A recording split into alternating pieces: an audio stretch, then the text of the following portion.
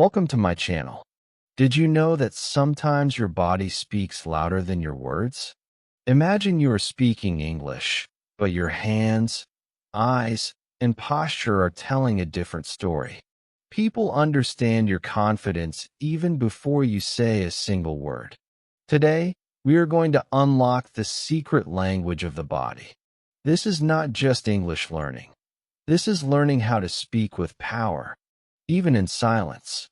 Stay with me, because once you learn these secrets, you will never look at communication the same way again. Think about the last time you met someone new. Before they even spoke, you probably noticed their eyes, the way they stood, or the way they smiled. You felt something, maybe trust, maybe nervousness, maybe energy. That feeling came not from their words, but from their body. In the same way, when you speak English, people are watching more than just your sentences. They are looking at how you carry yourself. If your shoulders are low, your eyes are down, and your voice is weak, people will believe you are unsure, even if your grammar is perfect. But if you stand tall, look calm, and use your hands naturally, people will believe you, even if your English is not perfect. This is the power of nonverbal communication. It is like a secret code that every culture understands. It is the reason why sometimes you feel inspired just by someone's presence, even before they open their mouth. And the beautiful truth is this: you can learn this code. You can train your body to send the right signals, signals of confidence, signals of clarity, signals of strength. And when you do, your English will sound more powerful because your body and your words will finally be speaking the same language. So, in this video, we are going to travel together through 6 chapters of discovery. Each chapter will open a new door for you. You will learn about eye contact, posture, gestures, facial expressions, and how to put it all together in real conversations. By the end, you will not only understand English better, but you will also feel a new sense of confidence when you speak. And this confidence will not just come from your grammar or vocabulary. It will come from the way you use your body, the way you enter a room, the way you look into someone's eyes. That is where real communication begins. Are you ready? Then let us begin this journey, because your English deserves not just words, but power. Chapter 1. The silent language of confidence. Have you ever heard the saying, "Actions speak louder than words"? This is true not only in life, but also in communication. Research shows that almost 70% of our communication is nonverbal. This means that more than half of the message we send is not in the words we speak, but in how we move, how we look, and how we hold ourselves. Words are important, yes, but your body is always speaking a language of its own. This language is silent, but powerful, and if you learn to control it, you can make your English sound more confident, even if your vocabulary is small or your grammar is not perfect. Your body is always talking. Even when you are completely silent, your eyes are sending signals. Your hands are telling a story, and your posture is showing your state of mind. Think of this. If someone walks into a room with shoulders straight, head up, and a calm smile, everyone feels their confidence without hearing a single word. On the other hand, if someone walks in with bent shoulders, looking at the floor, and avoiding eye contact, people immediately feel their nervousness. The body has already spoken before the mouth has even opened. This is why I call it the silent language of confidence. Let me give you an example that will help you see this more clearly. Imagine a student in an English classroom. The teacher asks the student, "Are you ready to speak?" The student answers, "Yes, I am confident." But their voice is soft, their eyes are looking down, and their shoulders are bent forward. Do you believe their words? No, because their body told the truth. The words said, I am confident, but the body said, I am afraid. And people will always believe the body before they believe the words. This is why, when learning English, you must focus not only on vocabulary, grammar, and pronunciation, but also on presence. Presence means the way you show up.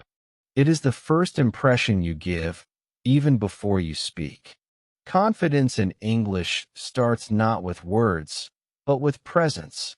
People may forgive small mistakes in grammar or pronunciation, but if your presence feels weak, they will not take your message seriously. On the other hand, if you stand tall, speak with calmness, and look into people's eyes, they will trust you, even if your English is not perfect. Now you may ask, why is presence so important? The answer is simple.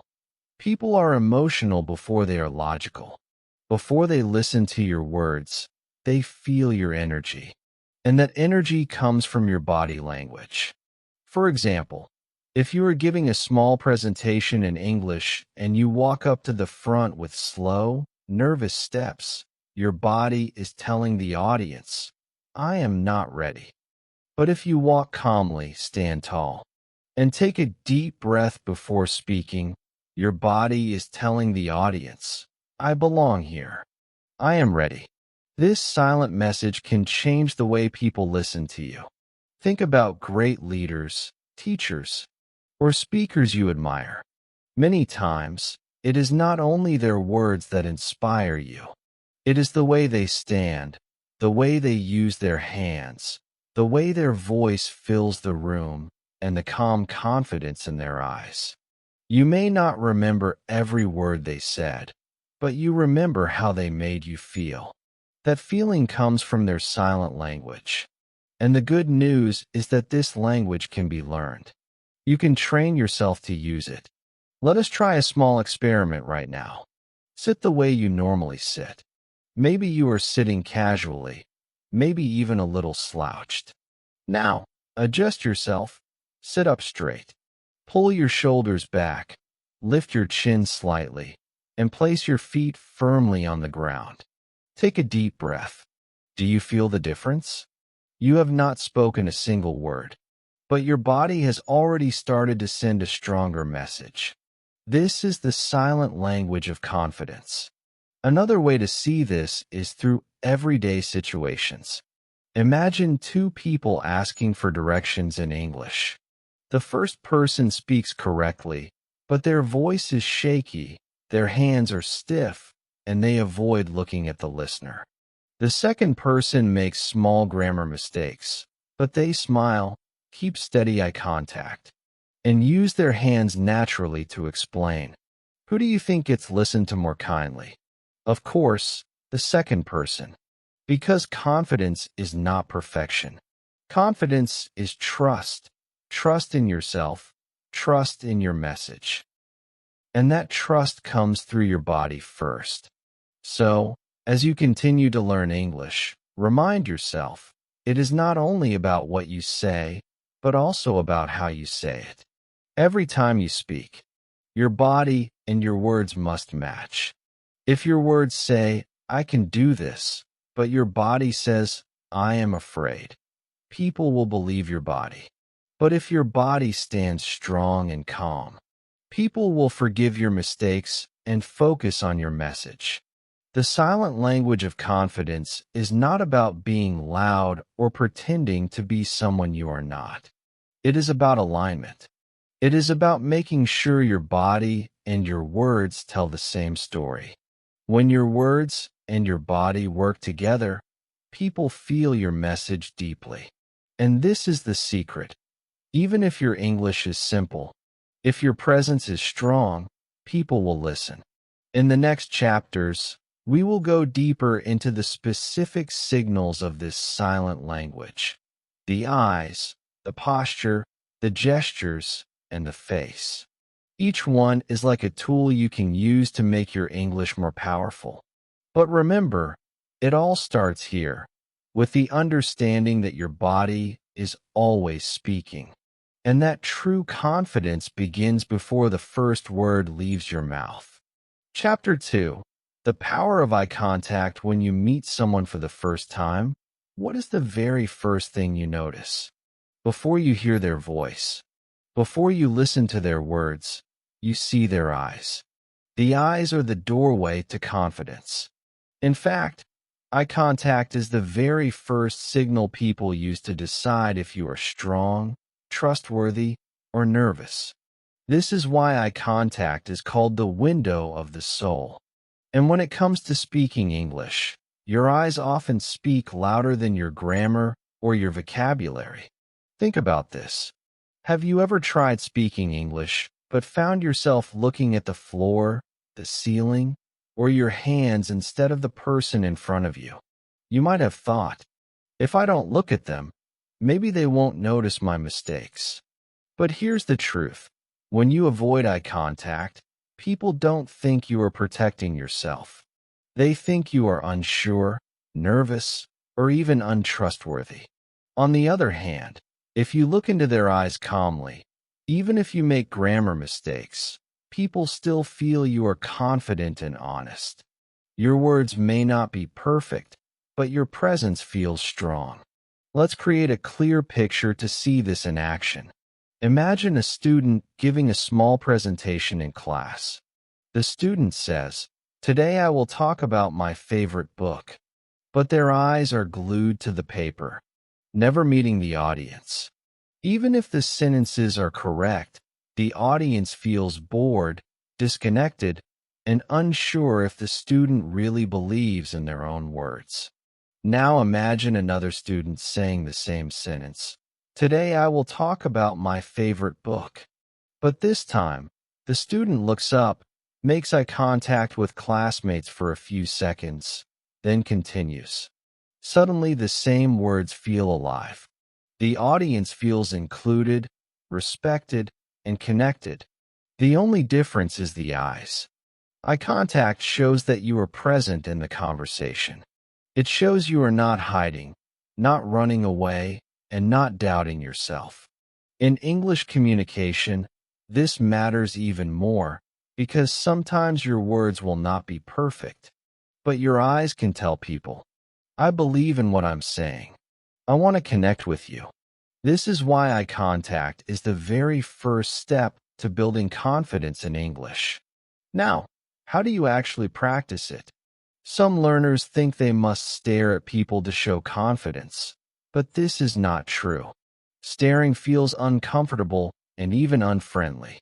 Others think they must look away all the time to be polite, but this makes them look weak. The secret is balance. Here is a simple rule. Hold eye contact for about 2 to 3 seconds, then look away naturally, then return. This rhythm feels calm, natural, and confident. You don't have to count in your head. Just practice holding the gaze long enough to show attention, but not so long that it becomes strange. Let's turn this into an easy exercise. Stand in front of a mirror. Look into your own eyes, as if you were speaking to someone else. Say a simple sentence in English, like, "My name is underscore underscore underscore underscore. I am learning English." Hold your own gaze for 2 seconds as you speak. Then look away, then back again. At first, it might feel uncomfortable to look into your own eyes, but this practice will train your brain to get used to steady eye contact. Do this every day for a few minutes, and you will notice that when you talk to people, your eyes naturally stay connected. Another exercise is to practice with family or friends. Sit across from someone you trust and tell them a short story in English. While speaking, focus not on perfect grammar, but on keeping calm eye contact. If you make a mistake, don't break eye contact out of embarrassment. Keep your eyes steady and continue speaking. This is powerful because it teaches you that mistakes are not the end. Connection is more important than perfection. Here is another spike moment for you to think about. Imagine two job interviews. The first candidate has perfect English, but keeps looking at the floor while speaking. The second candidate makes some small grammar mistakes, but looks the interviewer in the eyes with calm confidence. Who do you think gets the job? Most of the time, the second candidate. Why? Because employers, teachers, and people in general value confidence and honesty over perfection. Eye contact gives them that feeling. Eye contact is also important in casual conversations. Suppose you are ordering food at a restaurant in English. If you look down at the menu the whole time and mumble, the waiter may not take you seriously. But if you lift your head, look at them for a moment, and say, "I would like this, please," your English immediately feels stronger. The waiter feels respected, and you feel more in control. The words are simple, but the eyes make them powerful. For many learners, the fear of mistakes makes them hide their eyes. But remember this, people are not searching for perfect English from you. They are searching for connection. Your eyes are the bridge that builds this connection. Once people feel your confidence through your eyes, they become patient with your mistakes. They listen more carefully and with more respect. So here is your challenge for today. In your next English conversation, focus less on being perfect and more on keeping eye contact. Even if you forget a word, even if you pause to think, do not look away in shame. Keep your eyes steady, take a breath, and continue. This one skill will make your English communication 10 times more powerful. To summarize, eye contact is the first signal of confidence. It tells people you are present, calm, and trustworthy. Don't stare, don't avoid. Hold for 2 to 3 seconds, then look away naturally. Practice in the mirror. Practice with family. Practice every day. And remember this, even if your English is not perfect, your eyes can still tell the truth that you believe in yourself. And that truth is what people will respect. Chapter 3. Posture that speaks confidence. When you walk into a room, people notice you before you say a single word. They notice the way you stand, the way you sit, the way you carry yourself. This is called posture, and it silently communicates who you are. Good posture is one of the strongest signs of confidence. It tells people you are ready, you are comfortable, and you believe in yourself. On the other hand, weak posture sends the opposite message, that you are nervous, unsure, or even invisible. And here is the truth. In English communication, your posture can make your words sound stronger, clearer, and more believable, even before you open your mouth. Think of this picture for a moment. Imagine a soldier standing tall, shoulders back, feet firmly on the ground, head high, eyes forward. That soldier looks strong, ready, and trustworthy. Now imagine someone sitting small, shoulders bent forward, hands hidden, eyes looking down. Which one do you believe more?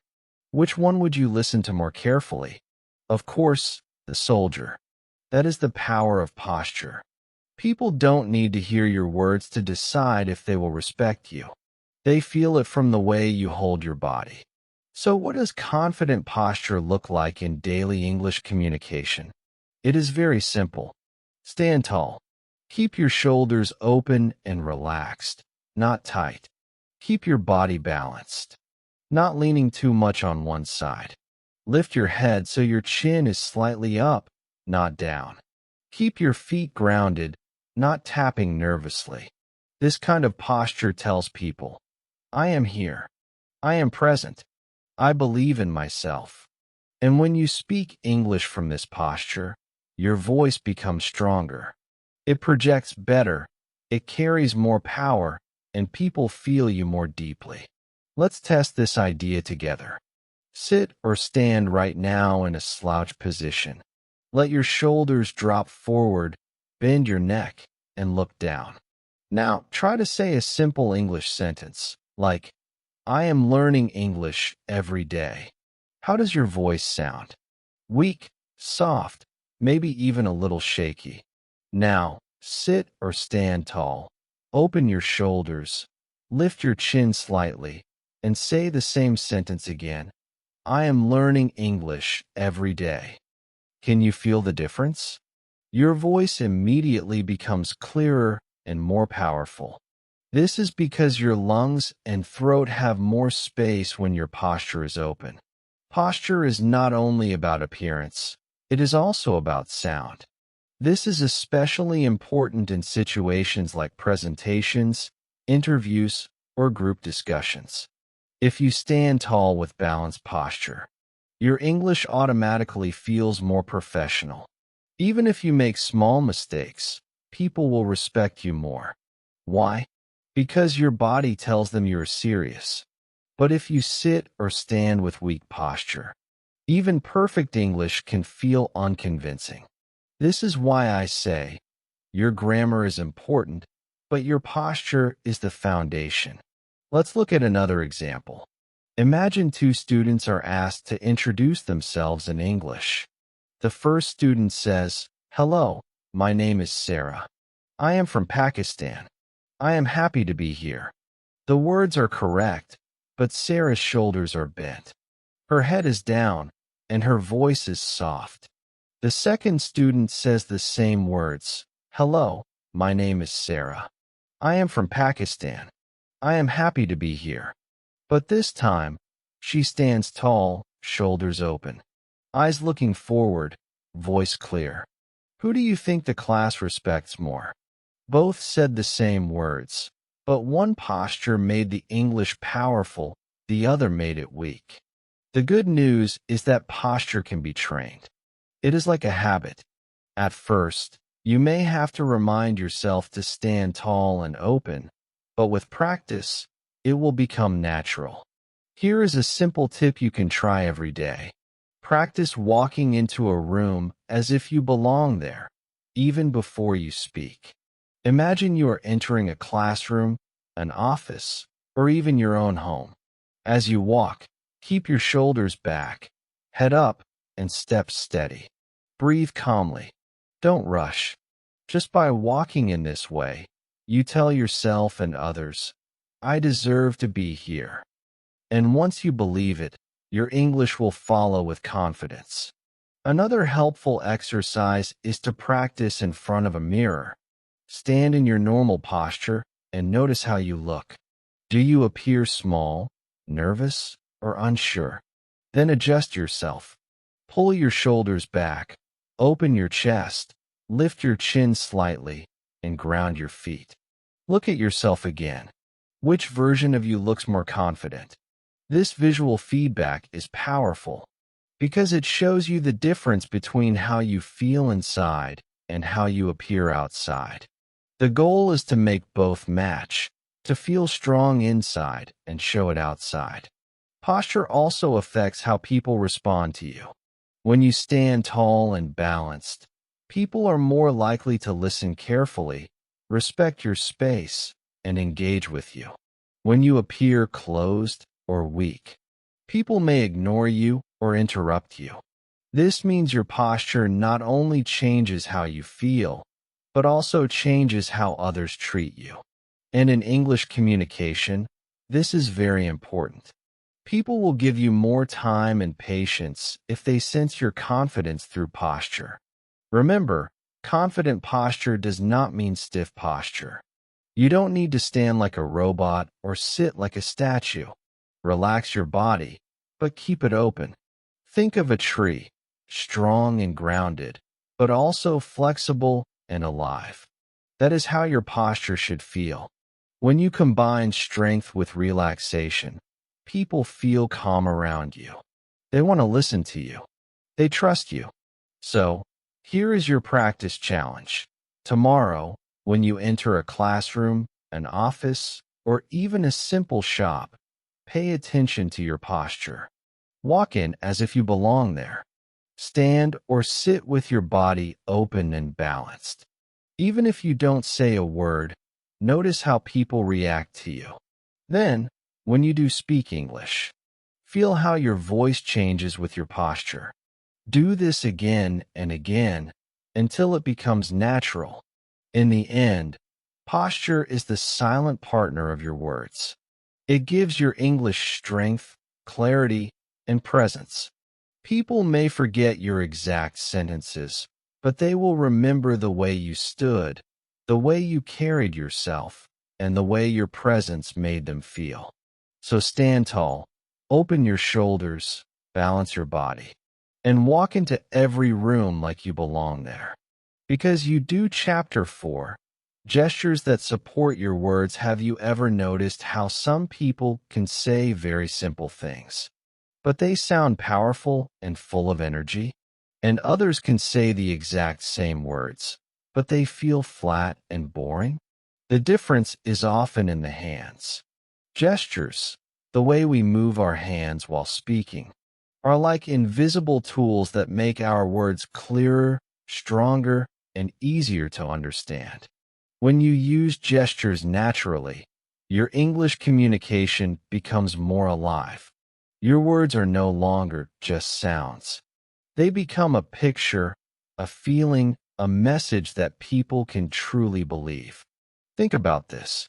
If you say, "I have 3 ideas," but you keep your hands still by your side, the words are correct, but the energy feels low. Now imagine you say the same sentence, "I have 3 ideas," but you lift your hand and show 3 fingers while speaking. Suddenly, your words feel stronger. People not only hear your English, but also see it. That simple gesture makes your message more believable. This is the power of gestures. They give your words life. Gestures also help your listener understand you more clearly. Many English learners worry, "What if I don't know the right word?" Gestures can support you in that moment. For example, if you forget the word big, you can spread your hands wide to show size, and people will still understand your meaning. Or if you want to explain fast, you can move your hand quickly in the air. Even if your English vocabulary is small, gestures can fill the gap and make your message complete. That is why gestures are like your best friends when you are learning a language. But here is an important lesson. Gestures must be natural and calm. If you use too many gestures, moving your hands too fast or too wildly, people will feel nervous. They will stop listening to your words because they are distracted by your movements. Imagine someone talking with their hands waving all the time, pointing in every direction, making big circles in the air. You feel tired just watching them. This is why balance is important. Use gestures to support your words, not to replace them. Your goal is not to perform, but to communicate. Let me give you a clear example to see the difference. Imagine a teacher explaining directions. She says, "Go straight, then turn left, then go up the stairs." If she keeps her hands still, the words are okay, but they feel dry. Now imagine the same teacher pointing straight ahead with her hand, then moving her hand to the left, then making a small upward gesture for the stairs. Suddenly the directions are easier to follow. You can see the words. This is the power of calm, clear gestures. They paint pictures in the air. So how can you practice using gestures naturally in English? Start small with daily activities. For example, when you practice counting in English, use your fingers. Say 1, 2, 3, and show the numbers with your hand. When you practice describing something, use your hands to show size or shape. Say, "The box is big," and spread your hands apart. Say, "The cup is small," and bring your fingers close together. These small practices make gestures feel natural, so that when you speak with others, your hands will automatically move in support of your words. Another good practice is storytelling. Take a short story from your daily life, like, I went to the market, and act it out with your hands as you tell it in English. For example, use your hand to show walking, use your hand to show carrying a bag, or use your hand to show giving money to the shopkeeper. This not only makes your story more interesting, but it also helps you remember vocabulary because your body and your mind are working together. Here is a powerful truth to remember. Your gestures do not need to be big. Small, controlled, natural movements are often the most effective. If you are explaining something important, you can use your hands to open slightly in front of you, as if you are offering your idea to the listener. If you are describing a list, you can count on your fingers. If you are trying to calm someone, you can use a downward hand gesture to show peace. These are simple but strong signals that everyone can understand. Let's look at another spike moment. Imagine two students giving a speech. The first student says, "We must work together to build a better future." Their hands are stiff at their sides. The words are correct, but they sound ordinary. The second student says the same words. "We must work together to build a better future." But this time, they open their hands in front of them as they speak, showing connection and openness. Which student moves you more? Of course, the second one. The difference is not in the English, but in the gestures that support the words. You may wonder, what if I feel shy about using gestures? That is normal. Many learners feel that moving their hands will make them look strange. But remember, gestures are natural. Everyone uses them in daily life, even without noticing. For example, when you point at something, when you wave goodbye, when you count with your fingers, those are all gestures. The only difference is, now you will use them more consciously to support your English speaking. Here is a simple activity you can try today. Choose one action you do often in English, like introducing yourself. Stand in front of a mirror and say, "Hello, my name is underscore underscore underscore. I am from underscore underscore underscore. I like to underscore underscore." As you speak, add small gestures. Open your hand when you say your name. Point to yourself when you say, "I am from," and move your hand slightly when you talk about your hobby. Watch yourself in the mirror. Notice how your words look stronger when your hands support them. Repeat this exercise until it feels natural. Finally, remember this. Gestures are not decoration. They are not extra. They are part of your communication. They make your English more clear, more powerful, and more human. But keep them natural and calm. Don't overdo it. Let your hands move the way they move in everyday life, but use them with awareness. When your words and your gestures work together, people will not only hear you, they will feel you. And that is when your English becomes truly confident. Chapter 5. The hidden power of facial expressions. When we think about communication, we usually imagine words, sentences, and grammar. But in truth, our face is one of the strongest tools we have for sending messages. Your face can show confidence, kindness, nervousness, or even fear, all without a single word. And when you speak English, your face can either help your message shine or make it weaker. The good news is, you don't need perfect English to make a powerful impression. Sometimes, just a small expression, like a calm smile, can change everything. Think about this spike moment. A smile is a universal key.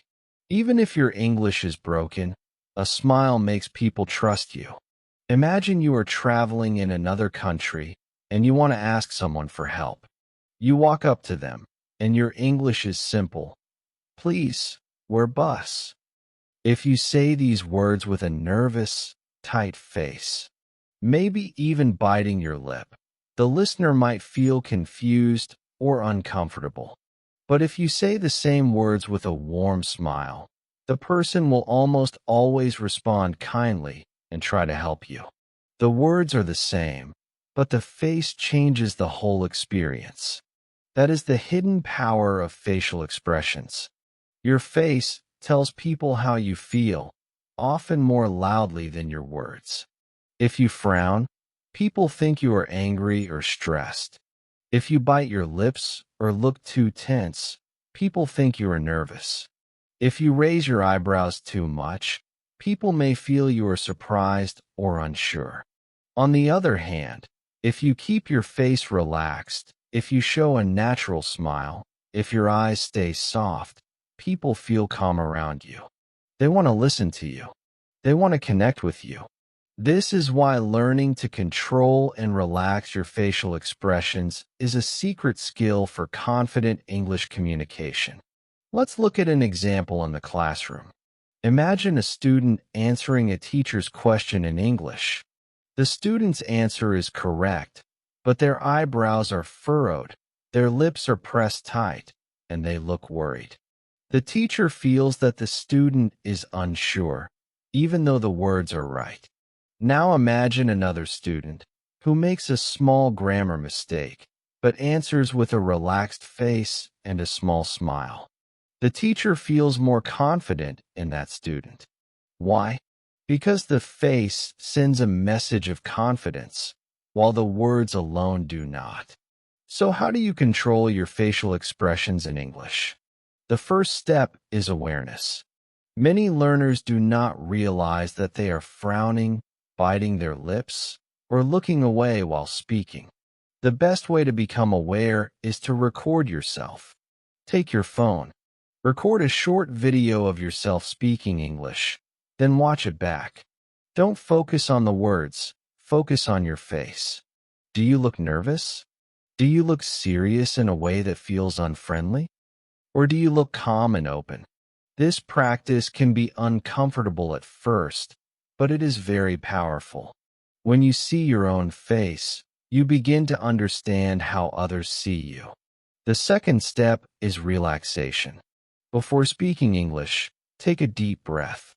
Let your jaw relax. Shake your face gently if you feel tense.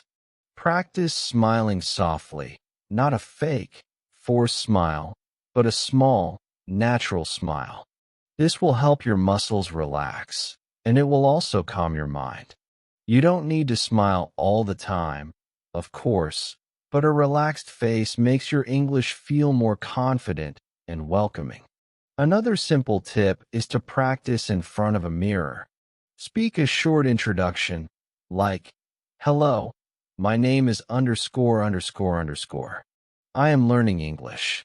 Watch your face carefully. If you look too serious, try softening your expression. If you look nervous, take a breath and try again with a small smile. This mirror practice helps you train your facial muscles to support your words, not fight against them. Facial expressions also help in real conversations. For example, when you listen to someone speaking English, nodding your head slightly and keeping a kind expression shows that you are engaged. This makes the other person feel respected, and they will want to speak with you more. When you speak, keeping your face open and friendly makes it easier for others to forgive mistakes and focus on your message. Here's another powerful spike to remember. Your face can open or close doors. If you look nervous, people may close themselves to you. If you look angry, people may step back. But if you look kind and confident, people open their hearts. And this happens even if your English is simple.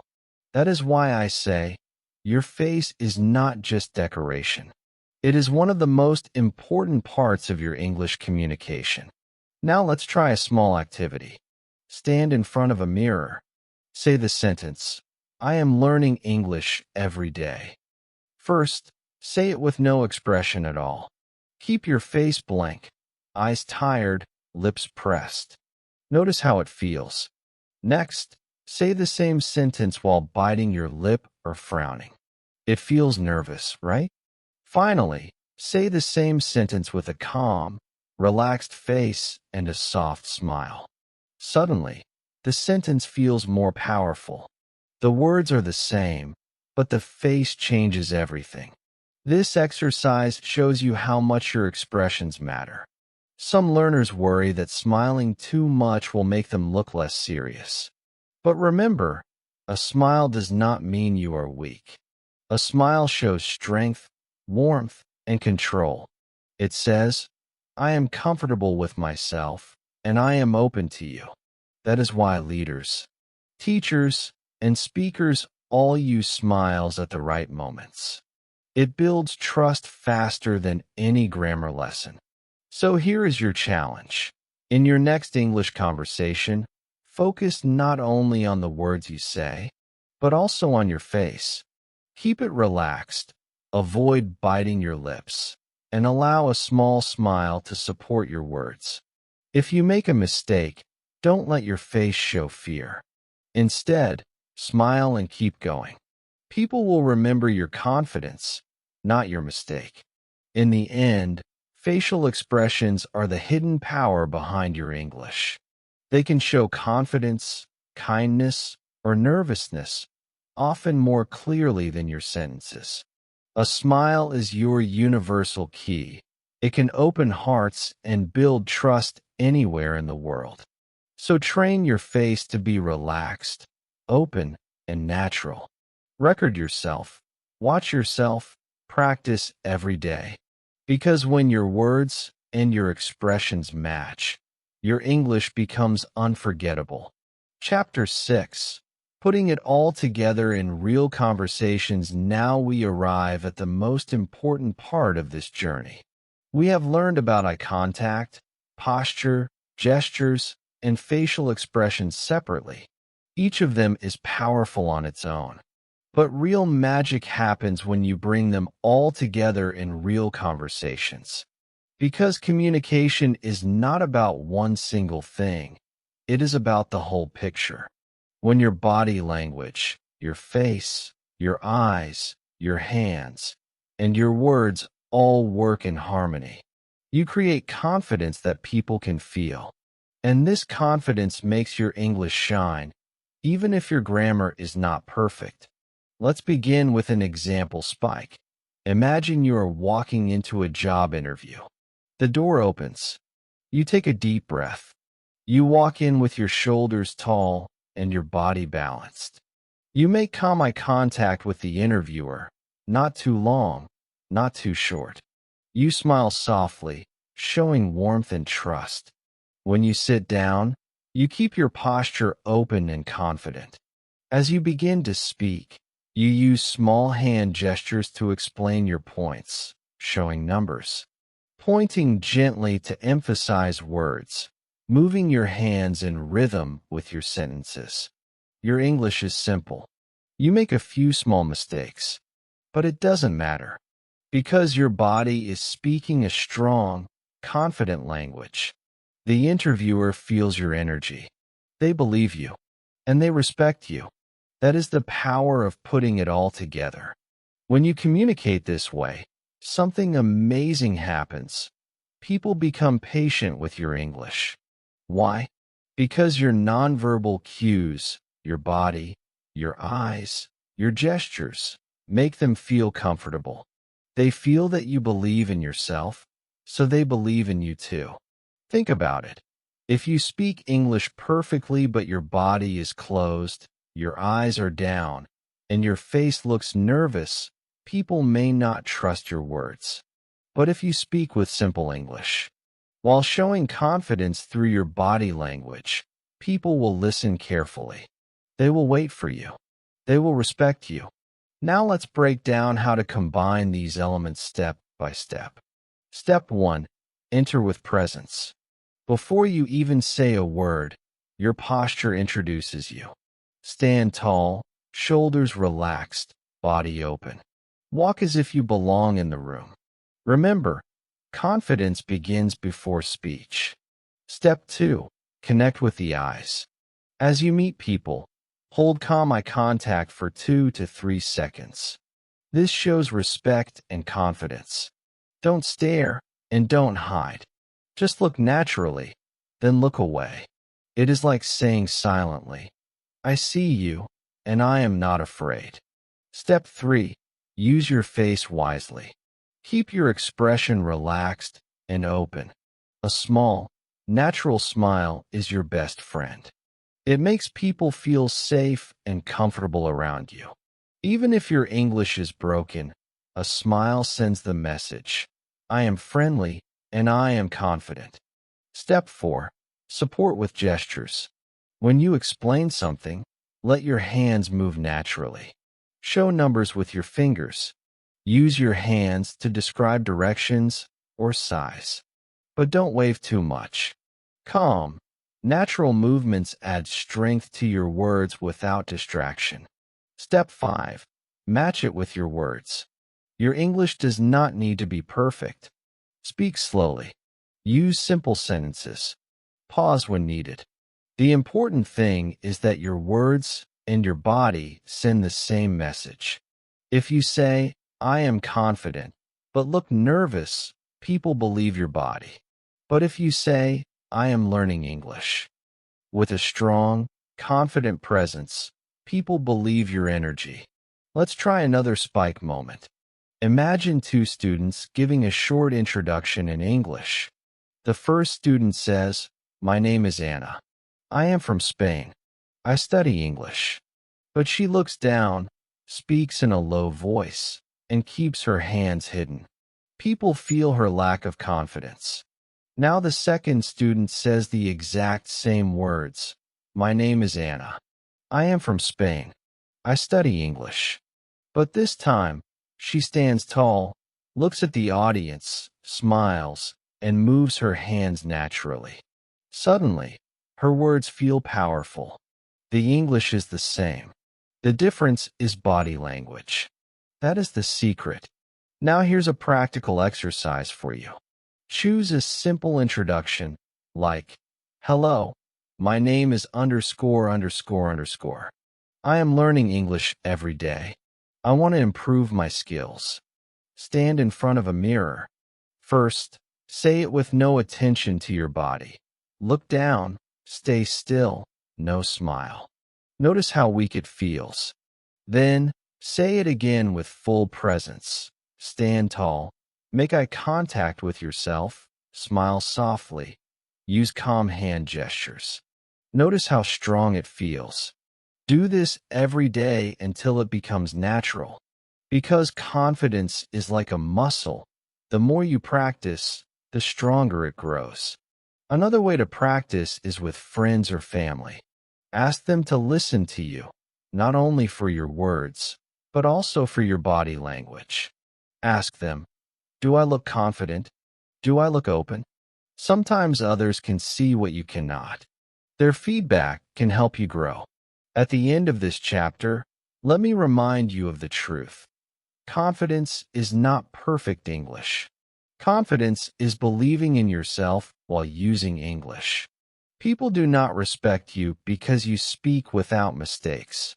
They respect you because you communicate with presence, with energy, with authenticity. And your body language is the key that unlocks this respect. So the next time you enter a classroom, a meeting, or even a simple conversation with a stranger, remember to put it all together. Eye contact, posture, gestures, facial expressions, and simple words. This combination will make you unforgettable. Your English journey is not just about vocabulary and grammar. It is about how you carry yourself. It is about how you make people feel. So stand tall, look into eyes, smile with warmth, move with purpose, and speak with courage. Even if you make mistakes, your confidence will carry your message. Because in the end, the world does not need perfect English from you. The world needs your voice, your story, your presence. And when you speak with confidence, people will listen not just to your English, But to you, if this video helped you see the secret power of body language in English, give it a like. It really supports the channel and helps me bring you more lessons like this. And if you're ready to use your body and your voice together to speak English with real confidence, write in the comments. I will speak with confidence. I will personally reply and cheer you on because your journey matters. Remember, confidence is not about speaking perfect English. It's about showing presence, trust, and belief in yourself. And don't forget to subscribe to my channel for more simple and powerful English lessons. Lessons that don't just teach you grammar, but also give you the courage, strength, and tools to express yourself with trust and confidence in every conversation. Together, we can make your English not only correct, but also powerful and unforgettable.